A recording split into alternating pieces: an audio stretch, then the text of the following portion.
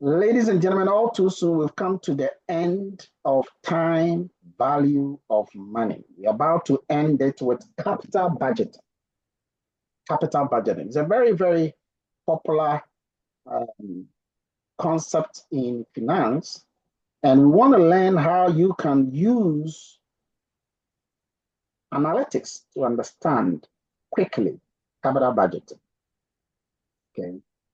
Capital is seen here as anything that will generate value for you or from which you can gain value. As for budgeting, it is how you manage and get more of something. So we want to look at capital budgeting and how it can help you to do your analysis. What is it? The process of evaluating, selecting long-term investments. For example, if you want to buy a new equipment, if you want to launch a product, a new one, if you want to undertake an MBA course or an MSc course or a PhD course, you got to budget the capital. If you want to expand the operations based on the expected financial returns, okay, there are steps in doing capital budgeting. I hope you can see my screen. There are steps. Okay. You got to identify investment opportunities. That's one. You got to evaluate the cash flows of those investment opportunities. Select a technique. Today, we'll be looking at net present value, internal rate of return, modified internal rate of return, payback period, profitability index. We're going to use these to judge whether a particular investment opportunity is better than another one. That's here. And then we shall do some risk analysis towards the end. Based on that, you make the decision to invest or not invest. I can guarantee a lot of people started their master's degree without doing capital budgeting. They don't. Some people do it because they're tired of them not doing their masters. Well, capital budgeting, after you've done everything, you got to monitor what you did and review it from time to time. And that is a process. So we're going to first look at net present value. Because we've looked at the present value of a future stream of an income and the future value of a present stream of an income, we looked at all of that. Present value is a very simple thing.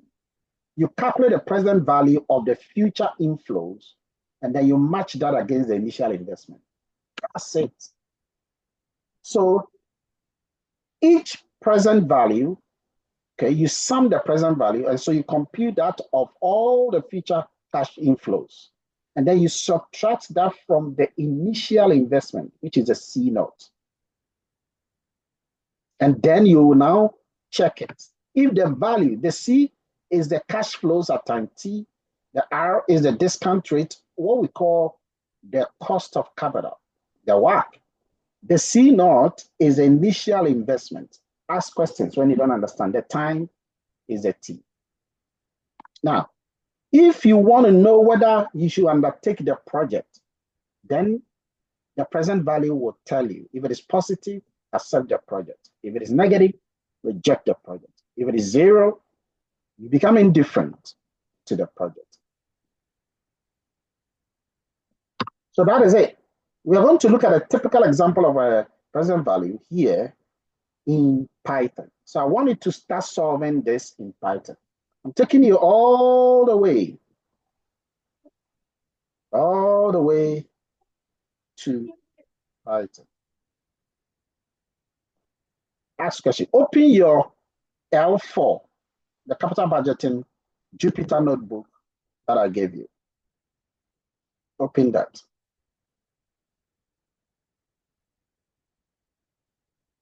Okay, let me also open that for you so that we can do it together. Please confirm if you can see my Jupyter notebook.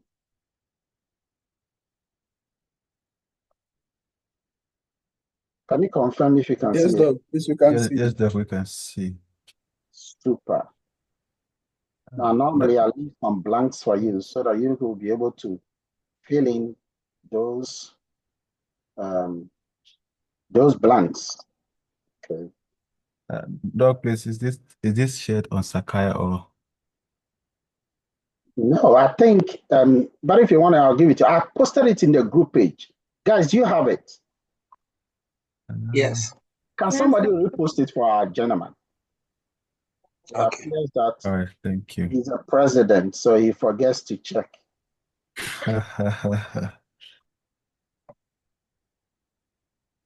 All right. So Elzo Construction Company is considering putting up an office building. That means an initial investment of 1.5 million Ghana cedis. Now, the project is expected to generate a cash flow of 2 million in 1 year. If the company's discount rate is 35%. What is the net present value of this project? Should the company accept the project or they should not? What if the interest rate comes down to 12%? Decreasing the interest rate does what to the net present value? Now, how would you have tackled this very question? How do you really have tackled it if you were under pressure to handle it? What is the first thing you're going to do in the work? Well, the first thing we have to do is to identify our net present value. Or you can just have your equation. We are going to use the same equation, okay, the NumPy equation that we normally use. So let's say that we have x equal to, so x is going to be the NumPy financials NPF that we have. Okay. And we are going to calculate the present value. And how do we calculate the present value? The first thing you do is to put down the rate. What is a rate? The rate is 35%. So that is 0.35. I want to see who will finish ahead of me. I'm teaching slowly so that you can finish quickly. The next is the number of period. What is the number of period? The NPER, the number of period is what? 1. Okay. Then the PMT, the payment amount. What was that payment amount? Okay. It was 0 because there was no payment amount except the cash flows that was going to be generated. And then you need to look at the future value. Now the future value we're told is 2 million because remember the project is expected to generate in future. How do you know it's in future? Because it's at a 1 year time. Okay. So we know that the future value is 2 million. But because it is 2 million, you have to attach the negative to it because you're not getting it now. So you write 2 million. How many zeros are there? 2 million. And then you have the when. Now, when do you think is going to be the when? The when the payment is due, okay, when is it?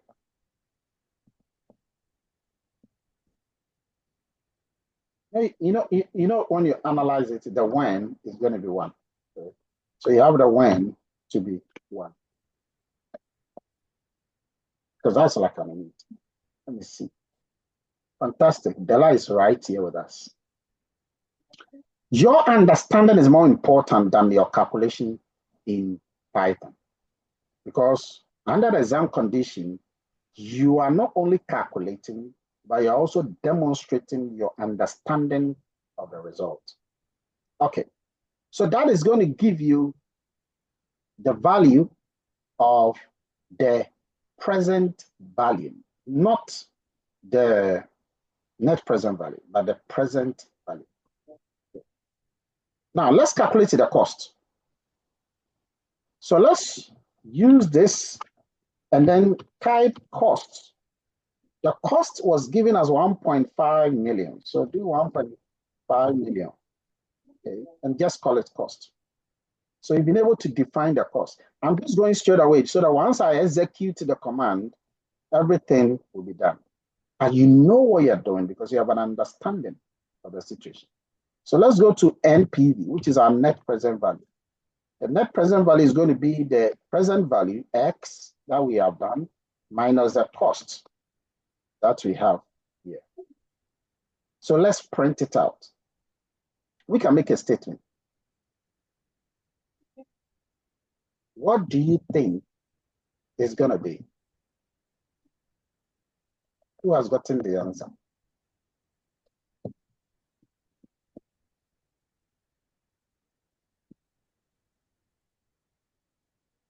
Who has gotten the answer from me? This one is fairly simple. I want you to privately send me your answer if you've been able to get it. If you've been able to get it, I want you to privately solve it with your mind. With your mind. Don't solve it with help from anything except from calculator. Solve it with your mind. I want the first person, the most sensible among the class so far.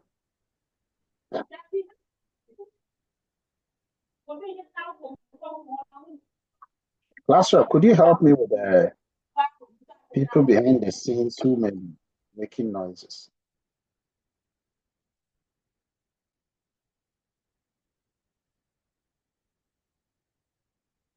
Who is ready?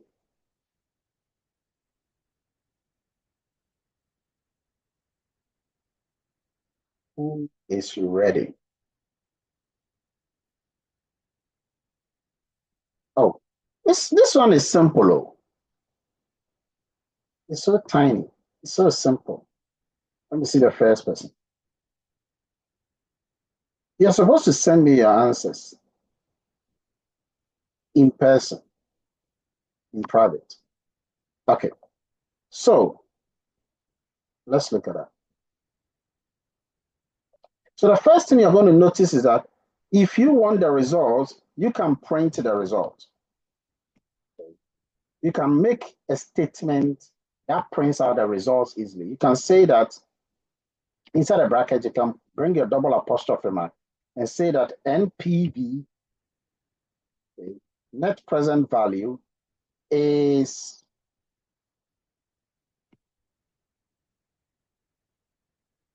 and then you step out of the bracket.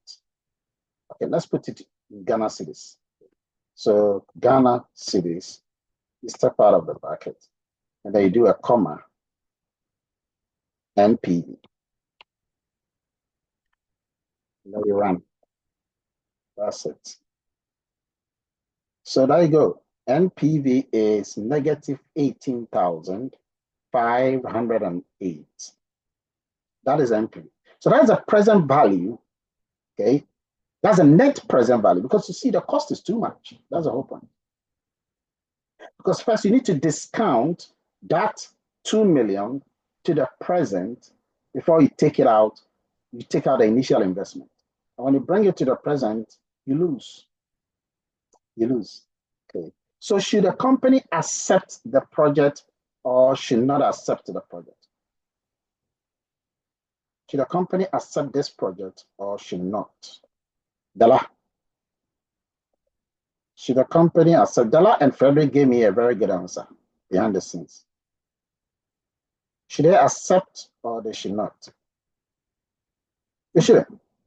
Okay, so the company should reject the project. Why? Because here it destroys the value. At a 35% discount rate, it destroys the value. And so that ain't good. That ain't good. So that's why you put here that the company should reject the project. I'm starting. That's why I'm typing this thing. Okay, because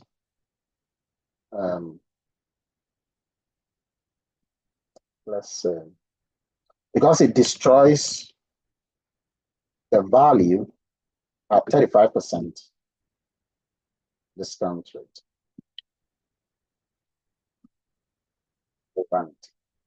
I've just decided to make it bigger. Okay, let's go to the next one. The next one says, what will be the present value if the interest rate changes to 12? So just copy everything here and dump it there. And just go and change the 35% to 12%. Okay, and run it. So we have a very wonderful news. So the company should, in this case, accept the project at a 12% discount rate because it gives a positive net present value of 285,000.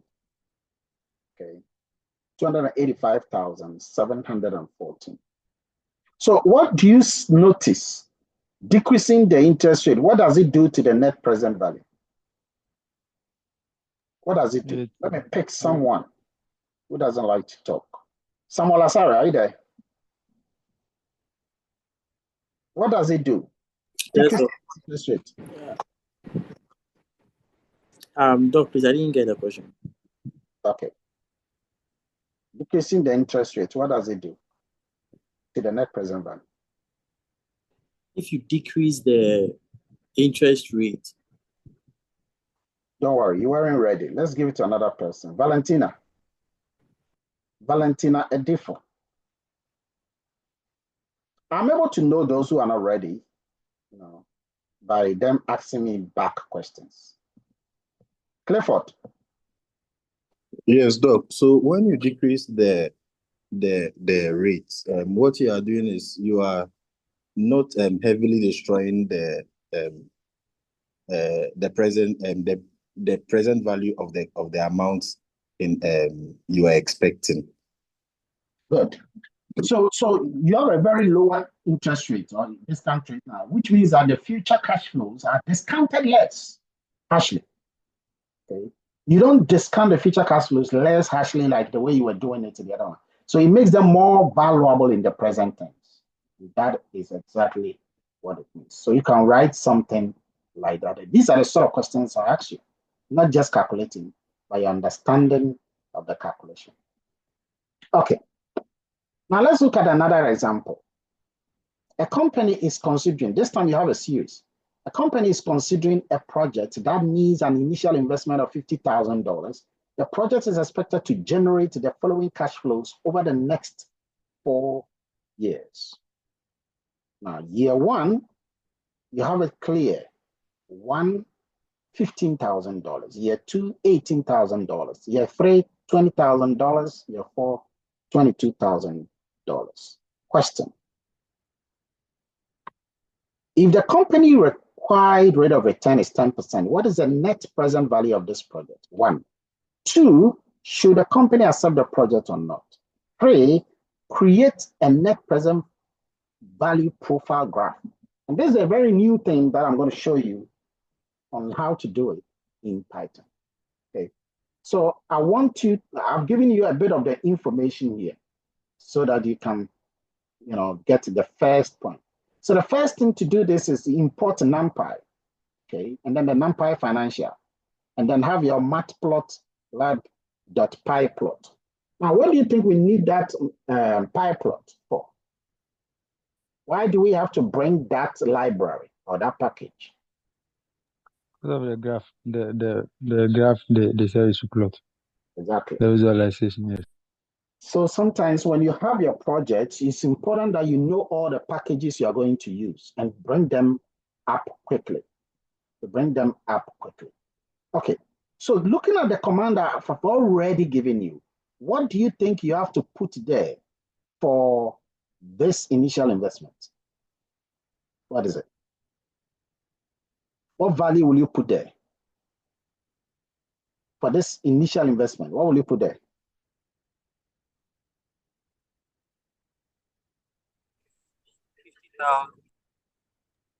The question is here. Yes, Clifford. 50,000. So I'm expecting that since we are making an initial investment, meaning that the money is leaving us, we'll put a negative 50,000. Very good. You see, instead of saying 50,000, he said negative 50,000 because he's thinking beyond just the number. He's thinking beyond the number. It's very important you incorporate these things because if you put in 50,000, you'll be wrong in the end. Okay? But if you put in negative 50,000, you'll be right. Excellent.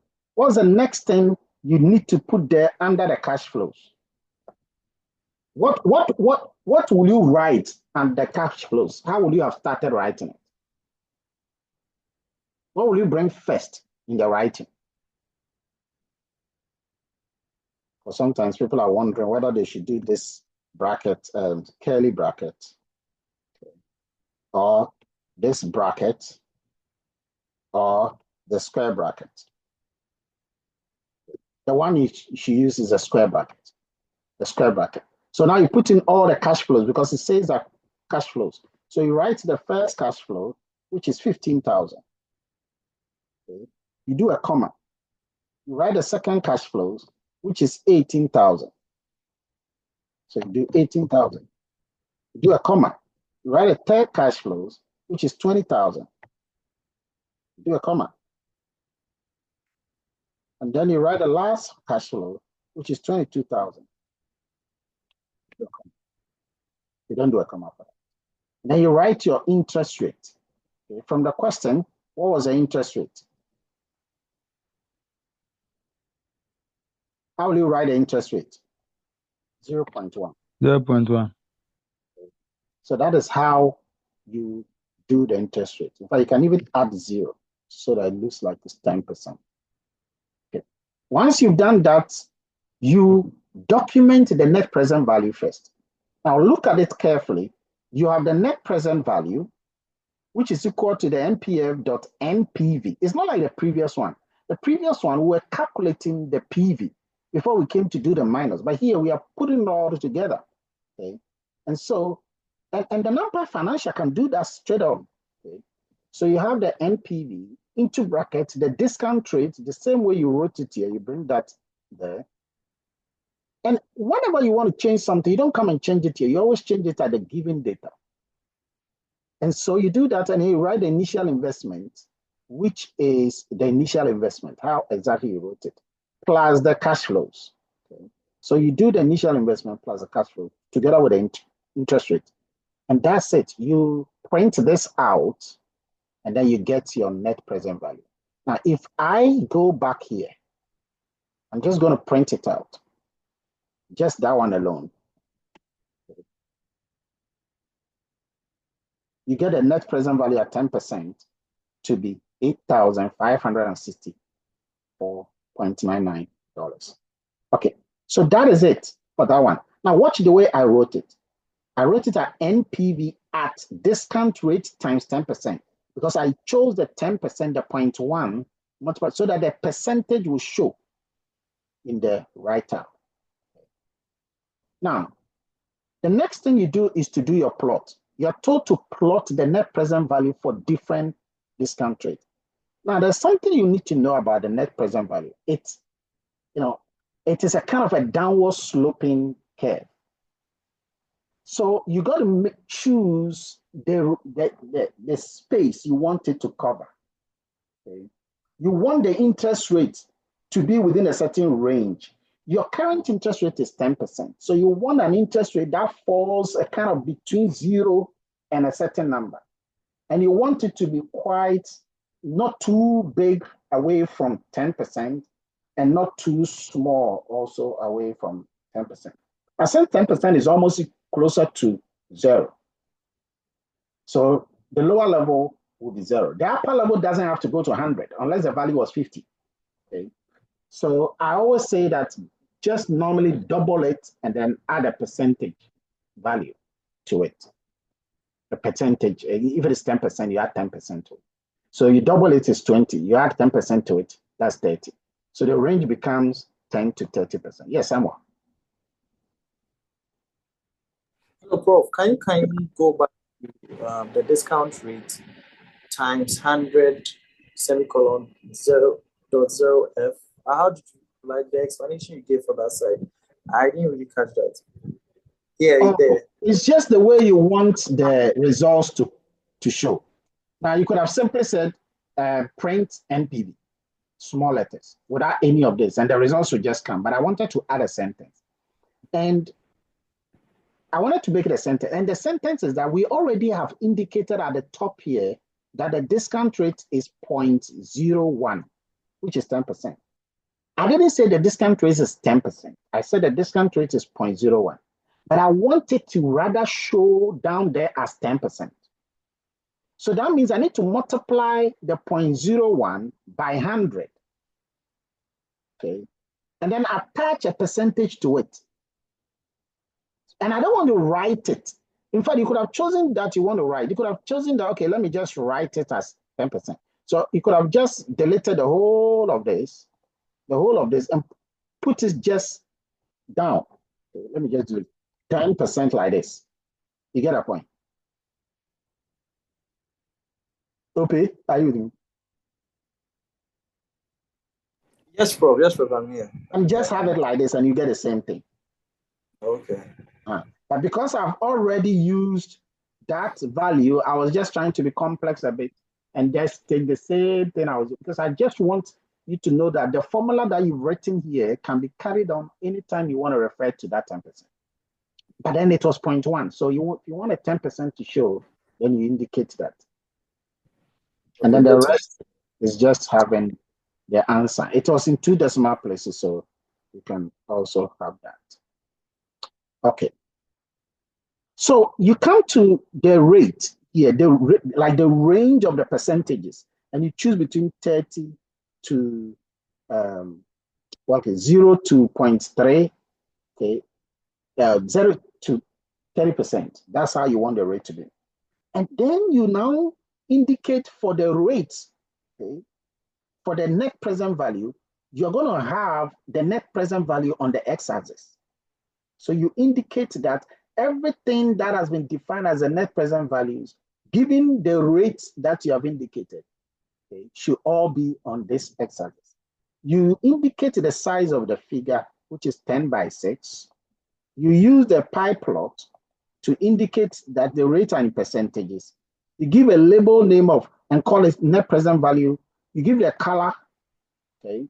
You indicate the x-axis color, the line, the zigzag, different kinds of line, the labeling, and you also have indicated when the net present value is 0.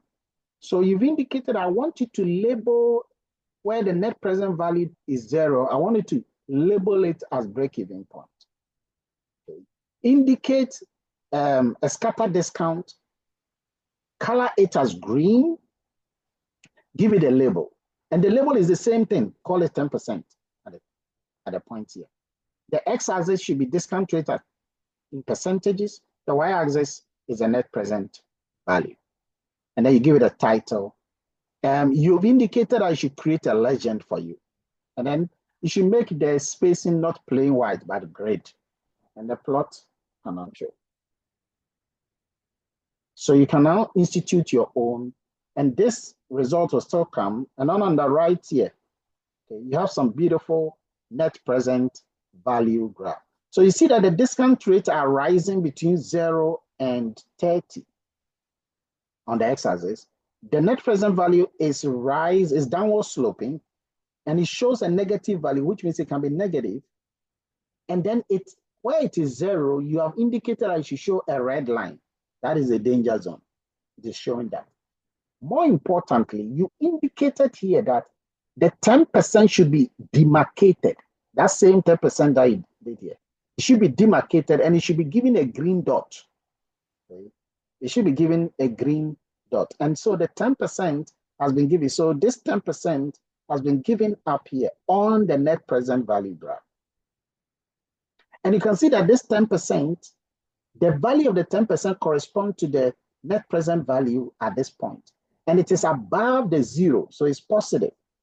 And you can actually see the value is around 8,000. Of course, you can't see fully with your eye because the actual value is in decimal. The legend guides you to know that the net present profile is a downward sloping blue curve. The break-even point is when the net present value is 0. And at a point where the interest rate is 10%, the net present value is 8,000. So this is a beautiful graph that shows everything that you have done. So you come and then you ask yourself the question, which is, should the project be accepted? Now, net present value. What do you think will be here?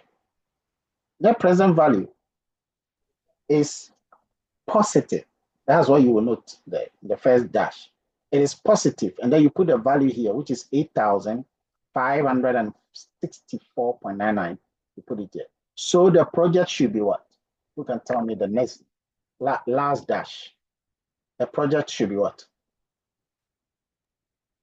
Accept. Accepted, exactly. The project should be accepted.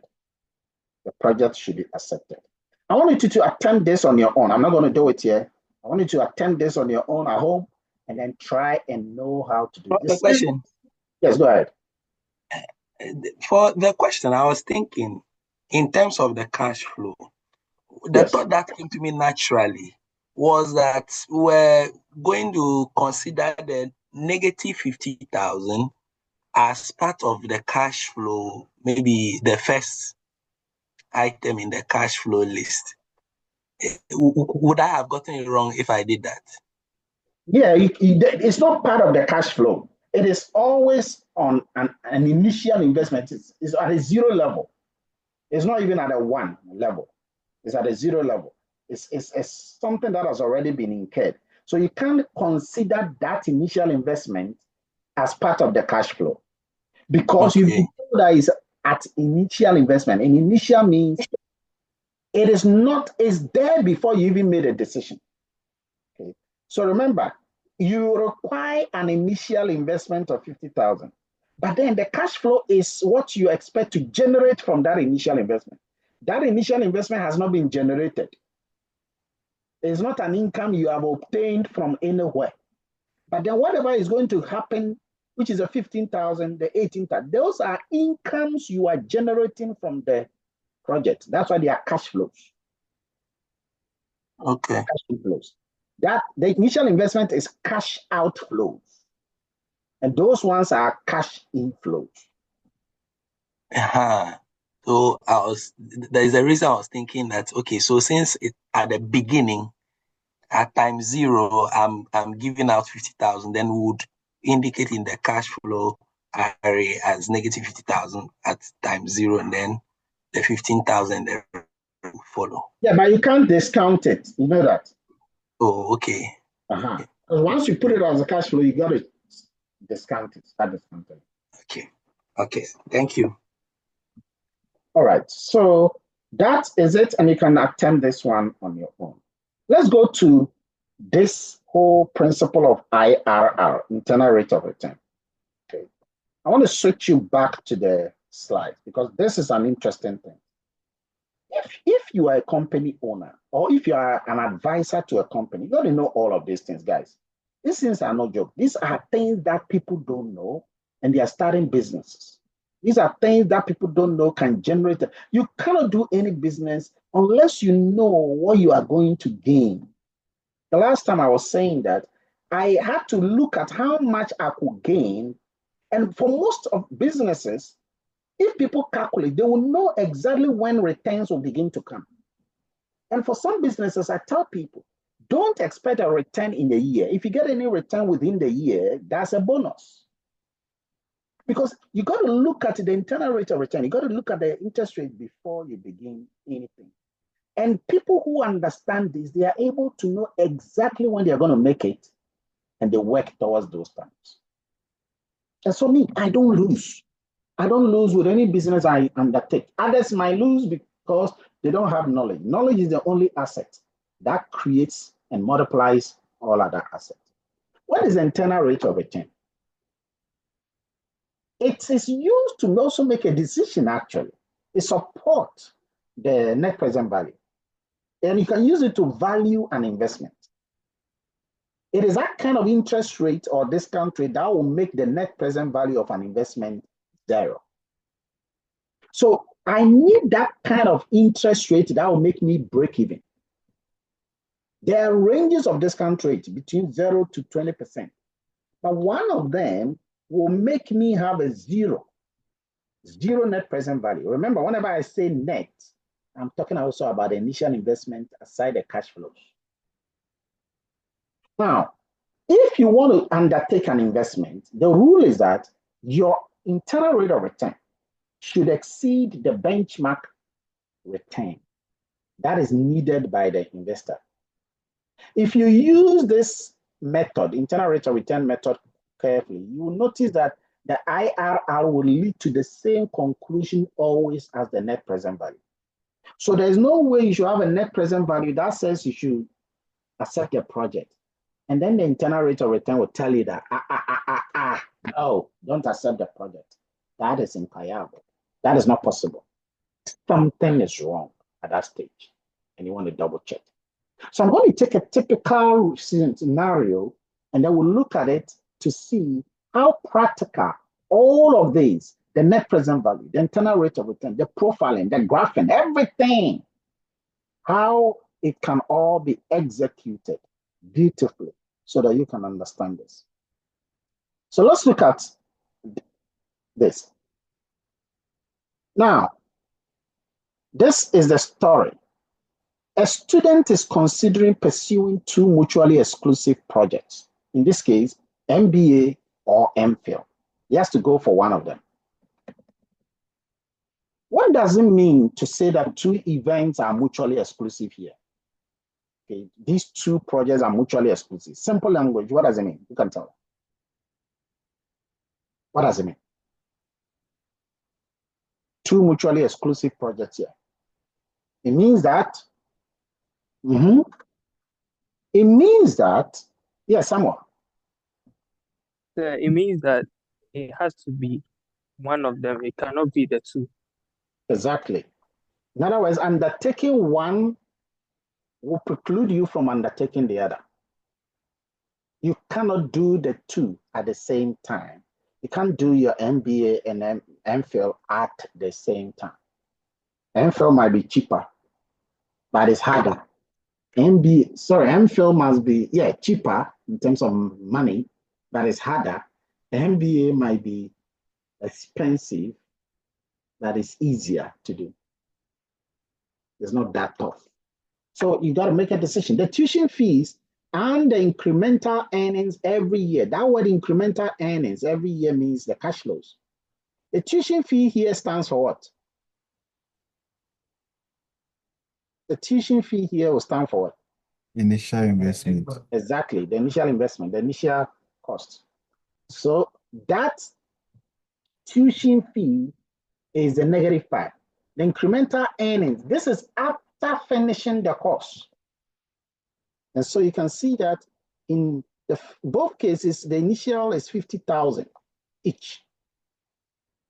After finishing the course, it appears that as you go further, the MBA appears to be paying you more, but then on the final fourth year, the MPhil changes the gap altogether. Question.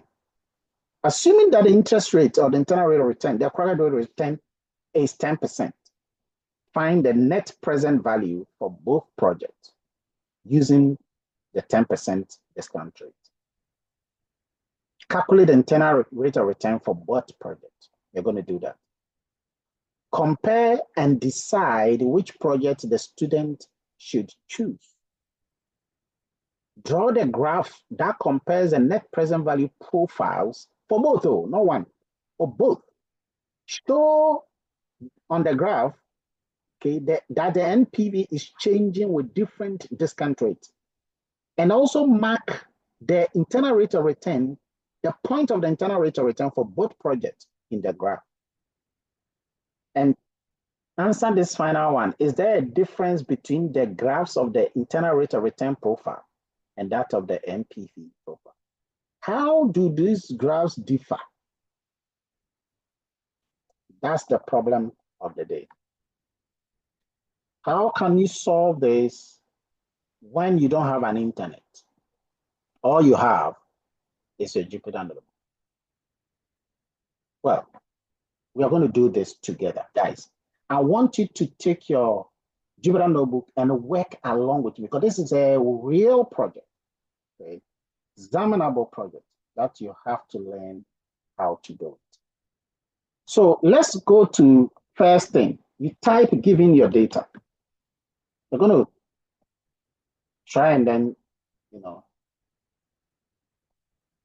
I want to just put here a hash symbol to indicate that I have the following data available. And the data, I'm just going to pick it from, let me just go up.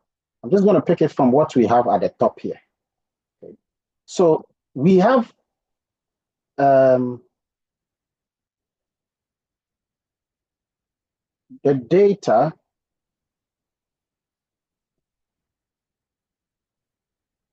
Oh, I've already written it. Cash flows for both projects. I already have that. Okay, so let's look at cash flows for MBA. So you have CF cash flow underscore MBA. Okay, let's do that first. What is a cash flow underscore MBA? Well, you bring your square bracket, and inside the square bracket, you drop in the initial investment of negative 50,000. Please do along with me. Is it negative 50,000? Yeah, negative 50,000. Then do a comma. Okay. What was that second one? The second one for the MBA was 15,000. Comma. The next one is 18,000. 1, 2, 3. Comma. The next one is 20,000. 20,000. Comma. And the last one is 22,000. 22,000. Okay. So that is it for the MBA. So that is for project A. If you want to take some slight notes, you can just say MBA project. I'll just say MBA. Then you can copy the whole thing and then paste it down here and change the MBA to MPhil. So you do MPhil. Typos are not allowed. The first one is 50,000. Okay, so there's no problem there. The second one is 10,000. Okay, so you change this value to 10,000. The next one is 14,000. So you change the 18,000 to 14,000, followed by 18,000. So you change the 20,000 to 18, followed by 28,000. So you change the 22 to 28,000. And then this is the MPhil. All right, this is called program or coding. If you are not doing some, that is not healthy for you. Then you write your discount rate. You're just giving all the analysis. Okay? Write your discount underscore rate equal to, what is a discount rate? We are told that the discount rate is at the top here is 10%. So you do 0.10. Okay? That is a discount rate.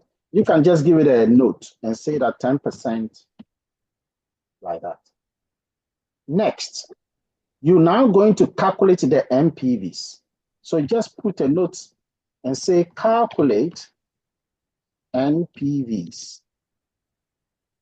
So let's start with the MBA.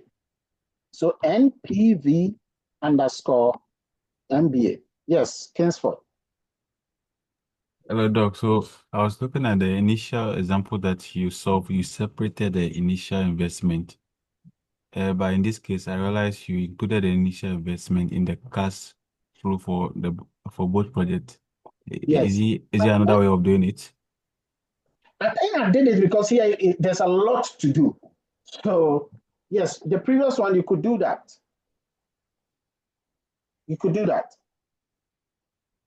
Remember, I was calculating the cash flows. I was not calculating the net present value.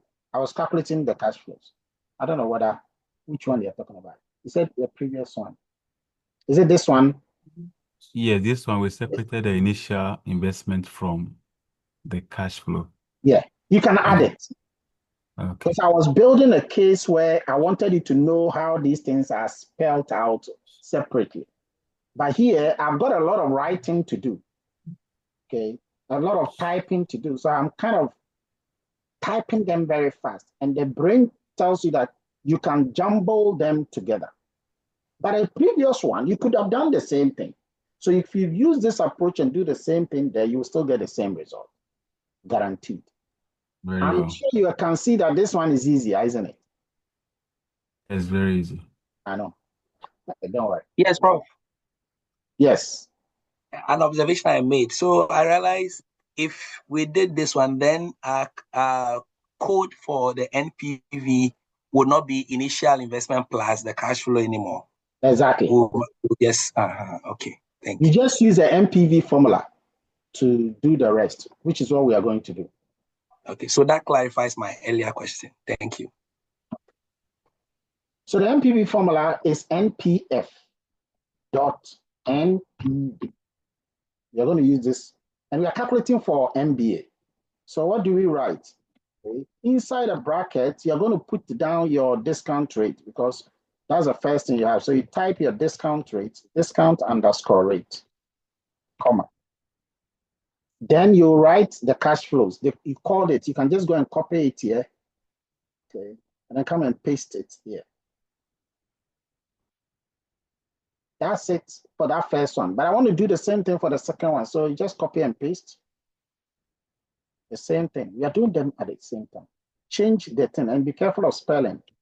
MPhil, discount rate. This is MPhil.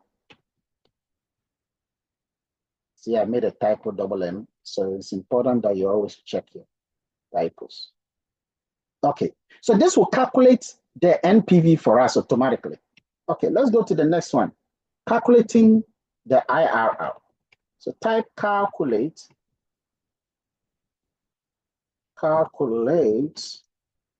IRRs. I'm adding the double R to just indicate that. Yes, Frank. So please, I can see a forward slash after closing Thank you. the close button. Thank you. Thank you. That is the typo I was talking about. Okay. I wanted somebody to just tell me something, and you told me something. So that means your eyes are watching. Your eyes are watching. Because you go and run the result, then the result is that, okay. And once it's I'm not getting my results. Let's do the next one. IRR. So you do MBA, IRR for the MBA, and that one you do equal to. Okay. You're still going to use the MPF formula. So you do MPF, non-pipe and financial, dot IRR. Okay. It's a straightforward thing that we've been talking about. And what are we calculating? We are calculating the IRR for the with the cash flows, MBA. So you can copy this MBA cash flows and put it into a bracket. So I wanted to find the internal rate of return for this cash flows. Okay. So that is for the MBA, and it is going to calculate that. You can copy this whole thing and paste it here for the MPhil. So just do that for the MPhil. See, now I'm doing copy and paste because I have them above, but you should always double check. Okay, so now we are ready to print the result. First result. I want you to print the MBA result, and I want to put it in a double apostrophe. Call it MBA, and then do colon. Okay. And then we'll print another one, which is, so we are just printing the results. So first, we're going to print the MBA, and then we will do for the net present value. So N present value, NPV at 10%, because the interest rate was 10%. You do NPV at 10%, colon Ghana cedis, and then we'll put the actual result for the NPV into curly brackets. So bring the two curly brackets, and inside the curly bracket, I'll go and copy my NPV MBA, this one. I'll copy my NPV MBA here because I want that NPV results. Okay. I'll bring my colon, bring my comma, and then put the whole thing in 2 decimal places. 2F. and then step out of the curly bracket, and then put my double apostrophe. You should still be in the bracket, but you step out of the curly bracket. That will print the MPV. Still for MBO. Then you do the same thing. Okay, before you do the same thing for this one, you do the IRR. So let's print the IRR also for the MPV, for the MBA. So you do the same F double apostrophe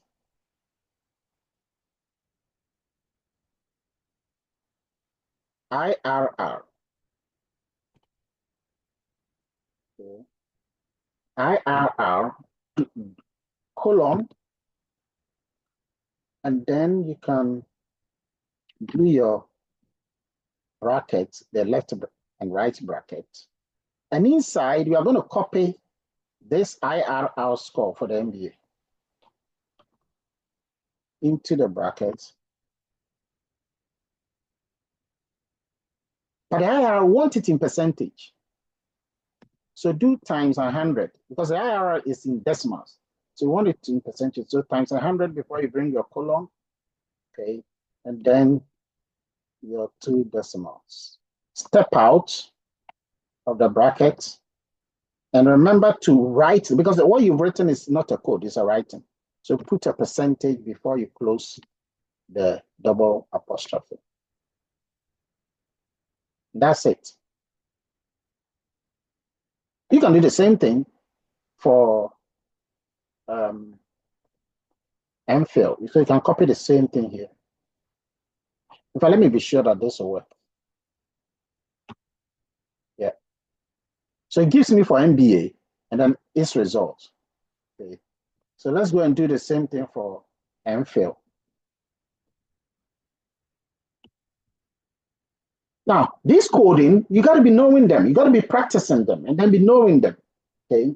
Sometimes when you are doing them and you are not so sure, you seek support. Okay. But over time, you eventually get to know them. So this one is just a matter of changing these things for MPhil. Okay. And then we have the same thing. I think the only thing I will have to change here is change this one to MPhil. And then this one to change it to MPhil.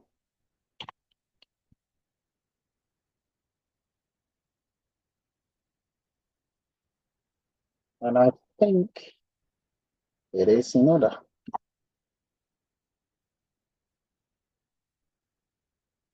I think so, yeah. So what is going to be our recommendation? Okay. So the results are showing, but we need to go and then indicate our recommendation. So what is going to be our recommendation? So let's write a recommendation. Okay. Recommendation is that,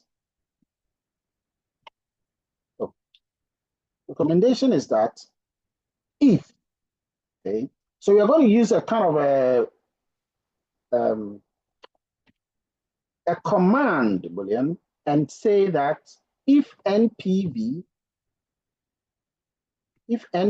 underscore MBA, okay, is greater than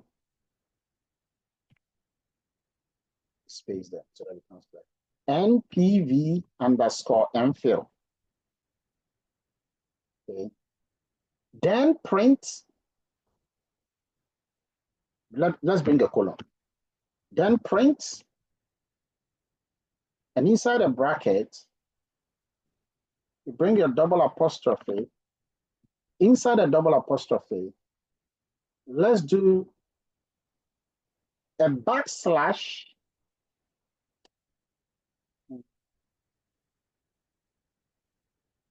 Where's my backslash? Backslash recommendation. Recommendation is so wrong. Typo, recommendation.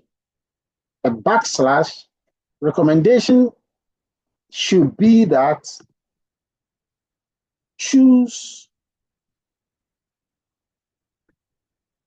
MBA. So what you're saying is that if the net present value of an MBA is bigger than that of the MPhil, then we should what? We should go for the MBA. Okay. else. So we need to come down and do else. Because it is if else. And I think you guys have learned these kind of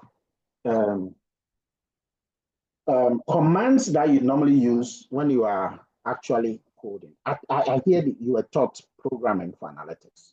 But if you don't worry. All you got to do is to learn them. Even when you are doing it and you're not so sure, just okay. So else do what? Else print the following. Okay, I'm going to copy this. Else print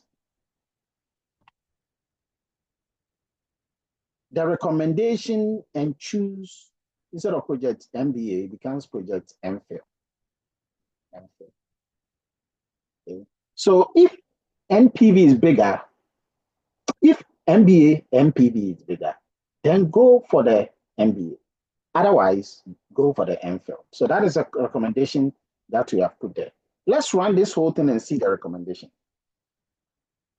So it has already concluded. Look at the MPV for MBA. MBA is what? 8,564.99. That of MPhil is giving you 3,000. So MPV is bigger. So in your brain, you choose MPV, but the recommendation is there. You've already put it there. That choose MBA already. Okay, now we are ready to create the profiles. Oh my goodness. The thing about a profile is that it is, let me look at it. I think we've got some time. I'm gonna do that. Okay, so let's do profiling. We're going to do some plotting. So let's type something like create NPV profile for different discounts. So we're going to do NPV profile for different interest rates, okay? And then we are choosing the interest rate to be between a certain value and a certain value. Now, what values do you think we should do between? Given the values that we have.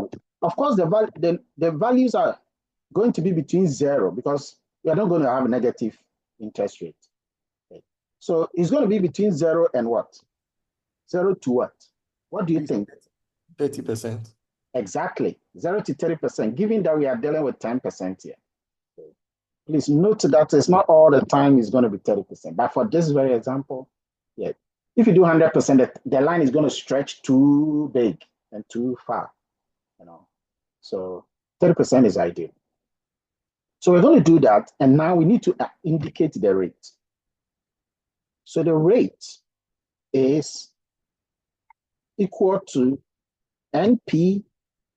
If you remember, we use the line space, okay? So I'll use that same line space code, which is line space. The thing is that whenever you're doing it in R, it even assumes what you want to type for you. So 0. Okay, and we know that the value is 0. And then the next value is 0.3. That is 0.30. That is for the 30%. And then they are all in percentages. So that is 100. This is how you write it, line space. Let's do for the MPV profiling. So we are going to copy. In fact, I'm not going to type all. I'm going to copy NPV MBA here. Copy it from here. Paste it here. Okay. And then do underscore profile. Just want to do it for that. And then you do equal to, bring your square bracket, and inside your square bracket, you bring the non-5 financials dot MPV. We're using that same thing. Interest rate, put it in bracket. We need to indicate the interest rate. Let's call it R. And then we have the cash flows. In fact, the cash flows are about, let me just write it, underscore MBA. CF underscore MBA. That was the cash flow. Okay. We can close the bracket. We can step out of the bracket. And then type for interest rate in rates. So for interest rate, which is R, in the rates. So this is going to give us the profiling for MBA. I can copy and paste the same thing for the MPhil. So copy and paste the same thing for the MPhil and change the word MBA to MPhil.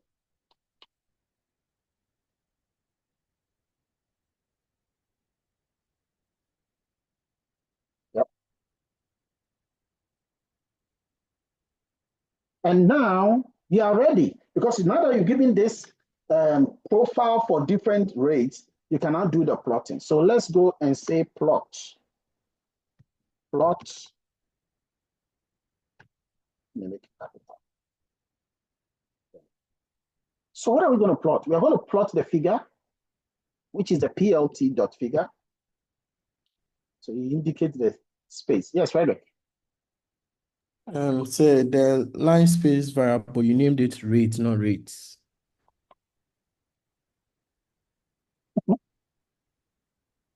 Okay, that's good. I love that. Shows that you are paying attention, really paying attention. You should be typing whilst I'm typing, so that when you encounter challenge, because when I run, I will encounter some challenges, I'll be told. But when you encounter some challenge, quickly you should know and then, handle it. Okay. So let's plot the figure. What are we doing? So we plot the figure. Let's give the figure size. Okay. So the figure size, let's do, you can use any size. Now let's do 13 against 8. It will be big. Then you can close the bracket for that, because you have the first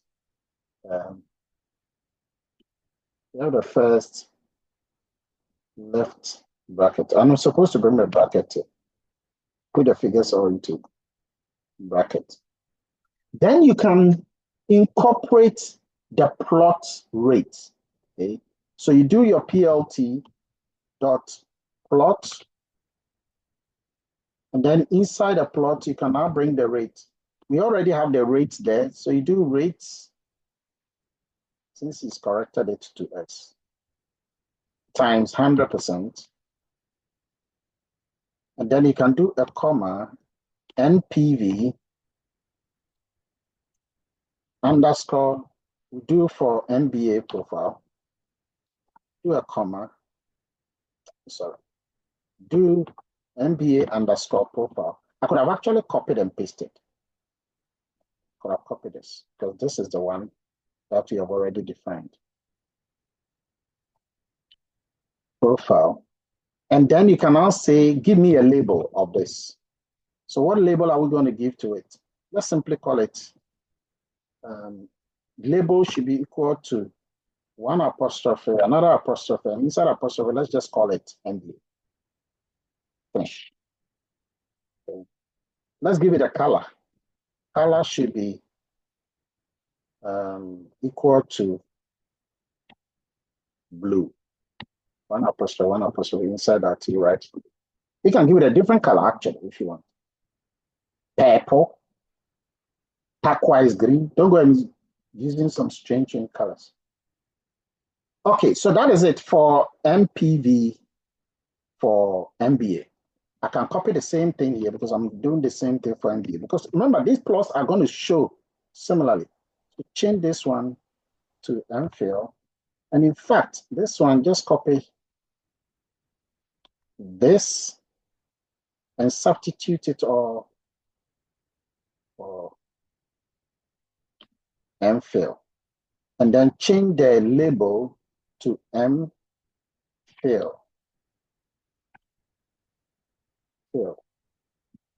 And then for that color, let's give a different color because you don't want the same thing so that they are not distinguishable. So you can give a green, or you can give a, yeah, these are primary colors. It's good to do that. Okay, Then you can now give the axis line. So you do PLT again, dot axis line,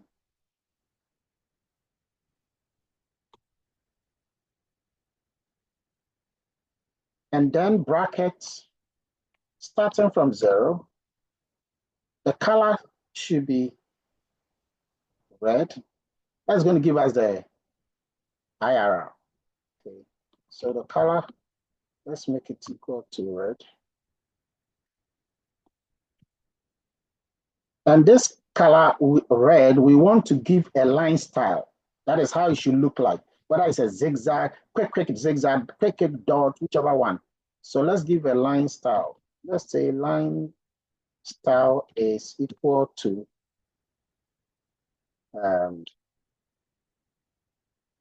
you can do dot, but let's do,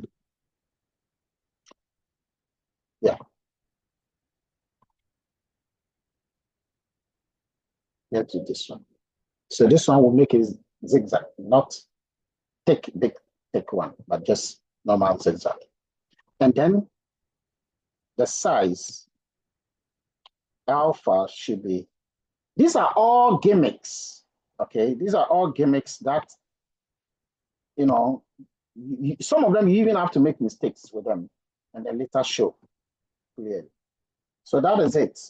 Of course, I don't think that the results is going to show if I should run it, okay? Because I need to plot in the others. Okay?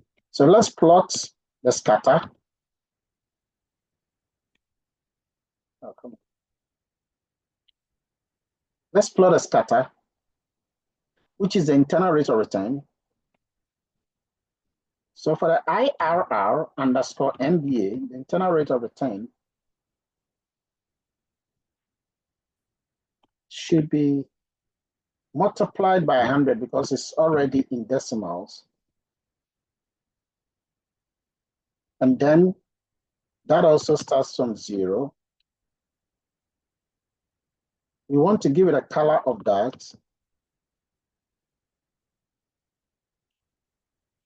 Color to be equal to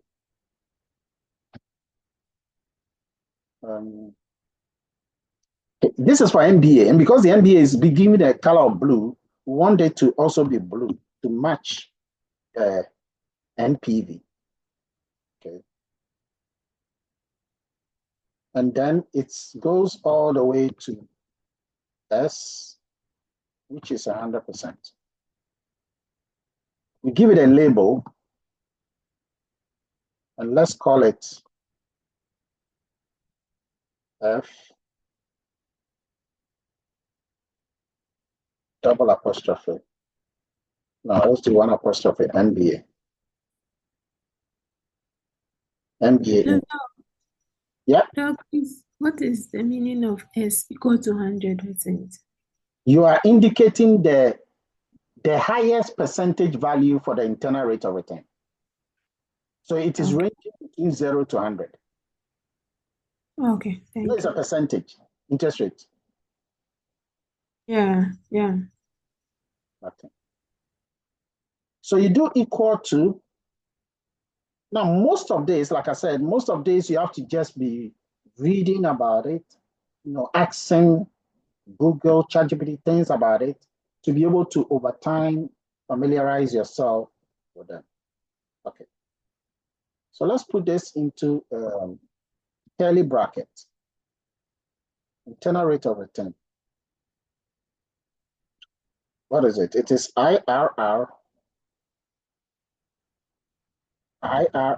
underscore MBA. I think I missed the underscore MBA.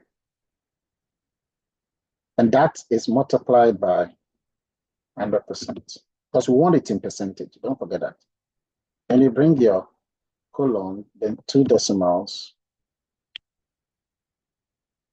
And you can step out of the bracket like we did for the previous one, and then write your percentage and then close it with an apostrophe.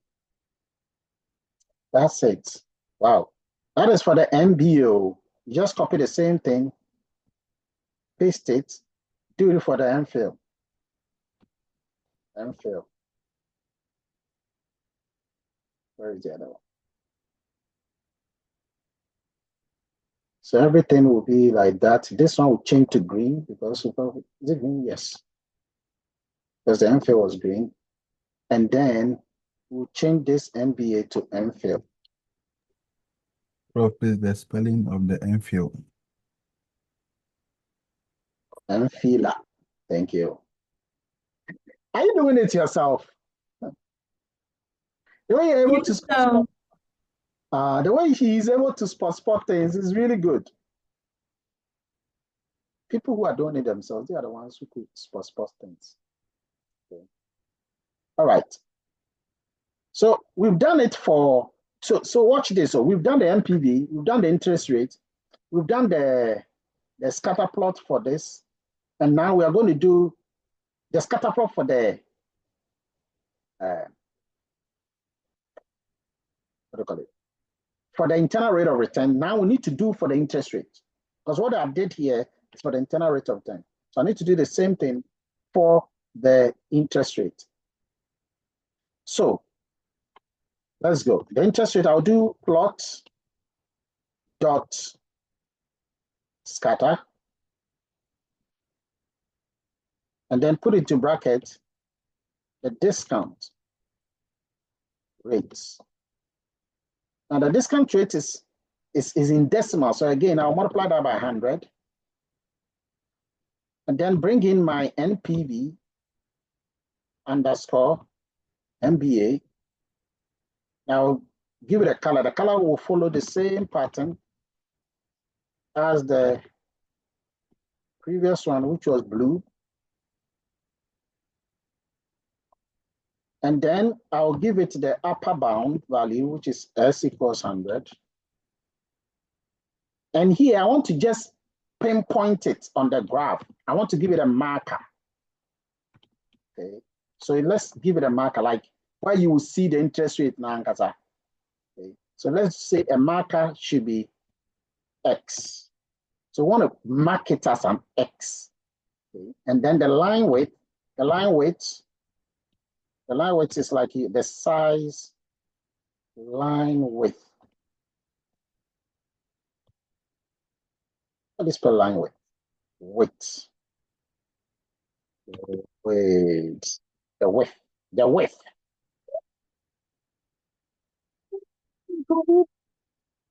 Coding. So that's it. You do it for the line width. Let's call it to be 2. You can increase the line width to be 3. Let's do 3. Let's do 3. So that it becomes more visible. So let's do that for the MPhil. Again, I'll change this one to MPhil. It's just a matter of copying and pasting. Change the color blue to green. Okay. And then the marker, the same thing. We want to pinpoint that the width is the same thing. So we are sorted there. You're done. Now we go into the final section for plotting the X label. So the X axis. So let's do plot dot the X axis. So X label.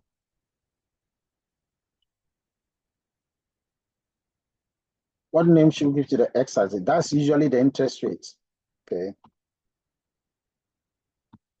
So let's call it discount rate.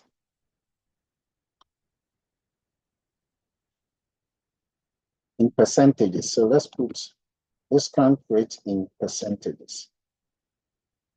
And then the y-axis, let's copy and paste. So instead of X, we write Y label. And then the y-axis is the net present value. And normally that is in, the net present value is in Ghana cedis. So let's write net present value. Let me bring my one apostrophe. And then in the bracket, let's write Ghana cedis. And then let's give a title. So let's plot title. And then in the title, bring the brackets, apostrophe, inside apostrophe, let's title is net present NPV profiles or profiles for MBA and MPhil.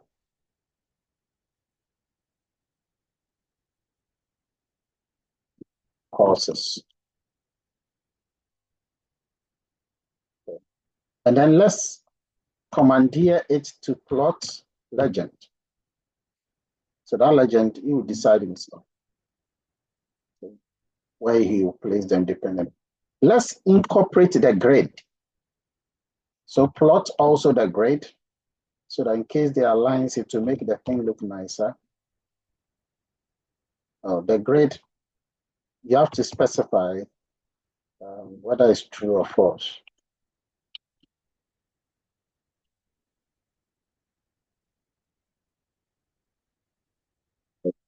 And then finally, show the plot. Hello, Doc. Yes. Please, the title, it should be MPV profiles for NBAN. Thank you. So that's it. Hopefully, the results will show beautifully for us with all the above. As for the above, we know we are correct already. So now let's see. Let's run. Hallelujah. I said this thing is going to be big. Let's reduce the size a bit. Let's go to the plot size. Where is that? Yeah, let's make it 11 against 6 so that it becomes a bit smaller. Yes.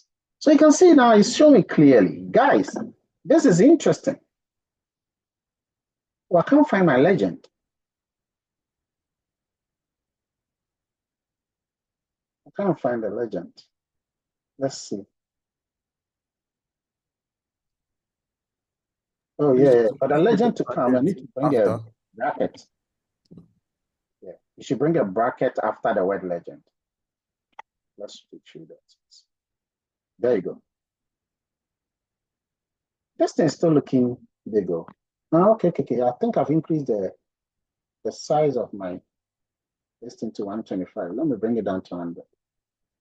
So you can see clearly that once again, which project is leading? Well, we know by calculation that the MBA is leading, but you can see that clearly there. The MBA is blue, and you can see that the present value. Now, which one is the net present value? The net present value is the dot, okay? Then the interest rate, the NPV, which is 0, at which the 0 NPV, where the interest rate is, that is here. You can see that the interest rate for the first one was 17.9. That is exhibited here at this 17.9 for the MBA. The 15 is also here. Okay, so that is the break-even point of the NPV. Other than that, you can see that on the 10% that our choice discount rate, you can see that the NPV for the MBA is above that of the MPhil. So this is a profile that shows clearly that our results clearly indicate that we should go for that. I've put the explanations here. You know, both projects have a positive NPV. MPA has a higher NPV. Recommendation is that you should do this, you should do that, you should do that, and then the rest follows very nicely on that. Okay, I've left one here for you to do it on your own. Okay. I want to quickly go to the modified internal rate of return, okay, because of time. So, what is the modified internal rate of return? Now, you should check the slides. I've given a bit of, definition between the two, okay? But the key point about the MIRR is that IRR is found numerically using try and error, usually. Sometimes there's a bit of computational methods, but usually it's try and error. But like, how do you find that IRR? How do you detect it? It's a try and error until you get it. But the MIRR, what it does is that it overcomes the flaws of the IRR by incorporating different rates, not one rate, but different rates. Now, it's not shown here, so let me go back to the slides, then you can appreciate this better. So watch it here. So in the slides, the MIR split the rate into two. One is the financing rate. That is the rate at which the negative cash flow, the one you call the initial investment, you would discount that one separately from the reinvestment rate. The reinvestment rate is the interest rate at which the positive cash flows are reinvested. Okay. So you will separate, because one is in the negative arena, the other is in the positive arena. One is the financing rate, the one you use to finance the business. One is in the reinvestment rate, the rate at which you use to make money. So what the MIR does is to split the two. And the formula is given beautifully by this. Okay, look at the formula later. Okay, because at your level, you should know this formula. That's why I put it there. Okay. You can calculate the MIRR easily. Okay, once you know that. And this one can do the trick easily for you. So when we go back to the Python, Jupyter, you can see that I've given a scenario here. Okay. So in this scenario, calculate the internal rate of return and the modified internal rate of return, given the following. Everything is there. You have the initial, which is always negative 10,000. And then you have all the positive cash flows. And then you have the cost of capital, which is the financing rate. Sometimes it's called the weighted average cost of capital, okay, the WACC. Now, sometimes it's also called the risk-free rate, whatever it is. Reinvestment rate is also given there. You can use those two and this to calculate, and I've given you the code here, because I knew by this stage you should be a bit tired with what we have done. So watch it, the cash flows are there, the financing rate is given, then the reinvestment rate is given. And you can just use the formula, the usual NumPy financials formula, to calculate the IRR easily, given these cash flows. And then you can calculate the MIRR. Simply, you do one separately for the positive cash flows one. See, when the cash flows are positive. And then you do one for the negative cash flows one, when the cash flows are negative. And then you can now find the future value of the positive cash flows reinvested at the reinvestment rate. Okay, so that's a positive cash flow future value of that. And then you can find the present value of the negative cash flows discounted at the financing rate. Okay, and then you use this one for that. And so on the basis of that, you can compare, so this one gives you for the IRR, and then this one gives you for the MIRR, because now we have the positive and the negative. You can now use this formula, the one you saw there, -1, use it to calculate the MIRR. And when you do that and you print the result, you plot even the result, and you do further, visualizations, you will see some incredible results. Let's see. Okay, it's giving you beautiful things. So for example, in this very example, okay, you are able to get the cost of capital to be 10%, which is the WACC, the financing rate. And you can see that for that one is above, the reinvestment rate is above, but between the IRR and the MIRR, you can see that the IRR has inflated the result because it didn't take into consideration both the positive and the negative flows. And this is another graph that shows the cash flows. The first cash flow was negative, so that's why it's red. The others are positive, so you can see clearly. And now comparing the two, you can see clearly that the IRR, the MIRR is giving us a higher net present value. That's a orange. Whereas the IRR is giving us a break-even point net present value. So the interpretations for these are all given here. The key point is that the internal rate of return overestimates the project attractiveness by assuming that the reinvestment is at a higher rate. But then when you take the modified one, it gives a more realistic measure. Why? Because it uses the 10% discount rate for the negative cash flows as well as the 12% discount rate or the reinvestment rate for the positive cash flow. And that is it.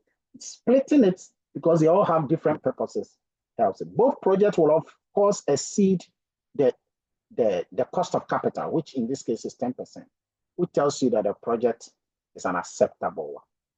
So my question for you for today, for this very example, is that the MIRR is always good than the IRR. Why? Because there are multiple sign changes in the cash flows. Because the reinvestment rate will always differ significantly from the IRR. Okay. And it's very easy to compute because it's more consecutive. And that's why people like it. Now, the final thing for today is the payback period and the profitability index. They are the easiest thing one can look at. What is it? The payback period means that if I put my money into a business, how long is it going to take me to recover my initial investment? I was talking to someone, a certain woman, who started her business 15 years ago. She put in $100,000. I was speaking to her in 2023. And as at that time, 15 years down the line, she has not recouped her initial investment. Why? And sometimes people don't do capital budgeting evaluations. That's why. That's why. The payback period, it rhymes along with the net present value. It rhymes along with the profitability. It tells you all of it. It's very easy, simple, but it is simple and intuitive, but it's not that strong. It's not rigorous. It must be a bit rigorous for people to really. People like conscious type, like J.J. Rollins type. Okay, so that's the first one. The second one is a profitability index. As the name sounds, you want more of it. It's a ratio of the present value. So this one, you are taking the present value of the future cash flows relative to the initial investment. You're not subtracting, but you're dividing. It tells you the value that has been created per dollar invested, bang for buck.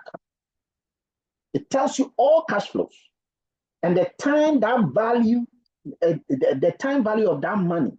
And so it is more comprehensive than just telling me how long it takes to get back my initial investment.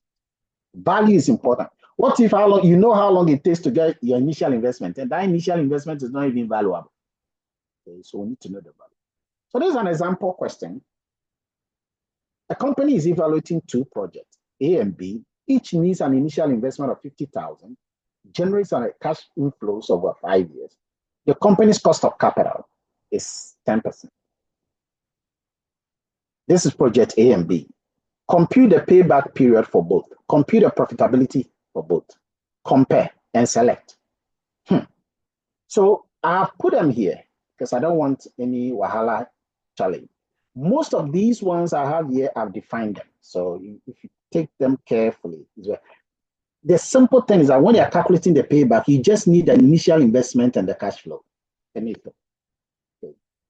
then you can calculate the profitability. You need the initial investment and then the net present value. That's it. So one, you need the initial investment and cash flow. One, you need the net present value. The function to calculate the net present value, we know it already. This is even stretched. You can use the easy function that we always use. You can define the initial investment here, define the discount rate here, negate it in the project, as you can see here. Compute the payback period. Now, because if you define it, the payback period is going to be the absolute value of all of these projects, A for the initial investment, and then that of the other cash flows. And for the project B, the same thing. You can use this one to calculate the net present value or use our usual calculation. And you can use this to calculate the profitability index. Now watch something. The formula for the profitability index is a very simple formula. I just want to take you back here. And then you just check the formula to just remind you. Profitability index is simple. The net present value you've already got. Add the initial investment to it. Divide out by the initial investment. Finito. Profitability. Okay. If the payback period is shorter, it's a good thing. If the profitability index is bigger, it's also a good thing. So that's what we are looking for in this context. This is the question that we are trying to address. Let's go back. So here, we just calculate the two, and that's it. Tell me which one is the best project. Well, project A, if project A is bigger than project B, then project A is the best project. Otherwise, it's project B. Okay, I've just given the coding. And then print the result. If that is the case, just show it. So I calculate the payback period. The payback period for project A is 3 years, 3.44 years. That gives us a net present value of 9,200. The project B gives 3 years, 3.7 years, and gives us a net present values of that.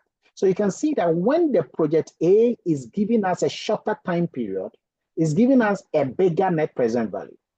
And project B is giving us a longer time period, payback period, and hence giving us a smaller net present value. They are all positive though, but the best project is project A because it has a bigger profitability index and a shorter period. I've explained all of that in here. One quick thing you should know is bond valuation. Bond. What is a bond? It's a fixed money. It's like a loan. It's from the bondholder, you, the investor, you give it to the borrower, which is the government. The government promises to pay you an interest, which is coupon, periodically. And then you will get a face value, a principal at maturity. The price of the bond is what we call the present value of its future cash flows. So that's, you see, the beautiful thing about the net present value formula or the time value of money is that you can translate it into all of this. There are several types of bonds. Lend them on your own, for those of you interested in bonds. Now, my analysis today is this one for bonds. It's an interesting analysis, and I know you can learn it on your own and master it. Dr. No owns a bond. The bond serial number is 007. The bond was issued by James Bond Company. The bond pays $100. If you don't take it, these things, bond can confuse you because the guy is a guy. The bond pays $100 for each of the next 3 years. Take note, $100 for each of the next 3 years, at which time it is retired and it pays its face value of $1,000. Now, at what point does it pay its face value of $1,000? At the 3rd year and at the 3rd year alone. So the first year is 100, the second is 100, the third is 100 plus that of the face value. Don't forget that. Question. How much is the James Bond 007 worth? How much is it worth to Dr. No, given the interest rate of 10%? How valuable is James Bond 007 if the interest rate dips to 5%? Now here comes Mrs. Yes. Miss Yes offers Dr. No $1,100 so that he can give him the James Bond 007 at these 2 rates. So looking at that, should Dr. No say yes or no to Miss Yes if the interest rate is 10%? What if the interest rate is 5%? Ladies and gentlemen, this is the problem of the day. The problem of the day today is worth 100 points. So that's the first thing you need to do. First thing you need to do is to tell us the cash flows. How many cash flows are there? You can tell me. How many cash flows are there? Quick. We're about to end. How many cash flows are there? 3. Good. So there are 3 cash flows at the end of the cash flow year. So you have 3, and the last one will take the face value, which is 1,000. So this is the face value, 1,000. The total cash flows are 100, 100, 100. Okay. The last one will be 100 plus 1,000. So you get 1,100. So how do you do this work? It's a very, very simple thing. If I leave you, you should be able to work it. So what I'm going to do is I'm going to leave you, solve this thing, okay, at the 10%, solve this at the other percent, and then when you have a challenge, let me know. In fact, I want you to give me your answer on the group page when you have completed it. And let me be sure that you've been able to do that. It's a beautiful, beautiful thing. Okay. There are some things I want you to work on your own. For example, this is the same thing as a German bond. Okay. And again, you can use the same principle to get it. So there's no problem. There's another one you should work on your own. I've given you the answers. Still on bonds. Okay. One more thing I will compare bond with is shares and stocks. Okay. Bonds are different from shares. A share is a specific unit of ownership in a company. Specific. It's also different from a stock. A stock is just a kind of composition of shares. So a stock is a general ownership in one or more companies. So a shareholder is not necessarily a stockholder. A stockholder earns a return through dividends plus a capital gain. A shareholder is entitled to a portion of the company's profit, the dividends, and may have voting rights. So a stockholder is having more. Okay. So how do you calculate it? In fact, when you get to the slides, you see that I've explained how to calculate. It's the easiest of all. Okay. And because I said it's the easiest of all, this one I want to show you. Okay.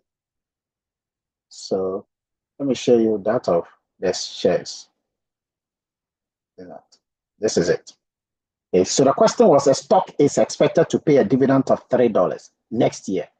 And the dividends are expected to grow at 5% per year, indefinitely.